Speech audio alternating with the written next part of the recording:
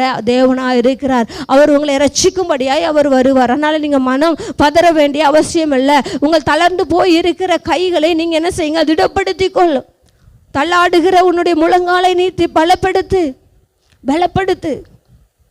கர்த்தர் வருகிறார், கர்த்தர் வருகிறார், உனக்காக செயல்பட கர்த்தர் வருகிறார் என்று இந்த வேதம் சொல்லுகிறது. இந்த ஒரு சின்ன ஒரு அதிகாரம் தான். அந்த அதிகாரம் முழுவதையும் நீங்கள் படிச்சிங்கன்னா மிக அருமையான வார்த்தைகள் இருக்குது. கர்த்தர் எப்படி உன்னை ஆசீர்வதிக்க போகிறார், எப்படி உன்னை நடத்த போகிறார் என்று சொன்னால், உன்னுடைய வனாந்தரமான வாழ்க்கையில் தண்ணீர் தடாகமாய் மாறும், வறண்ட நிலம் நீரூற்றாக மாறும். அதனால் நீ ஏன் புலம்புற, ஏன் நீ இப்போ இருக்கிற இந்த வனாந்தரத்தை பார்த்து, இப்போ இருக்கிற இந்த வறண்ட நிலத்தை பார்த்து, இப்போ இருக்கிற இந்த சூழ்நிலையை பார்த்து நீ ஏன் கண்ணீர் விடுற?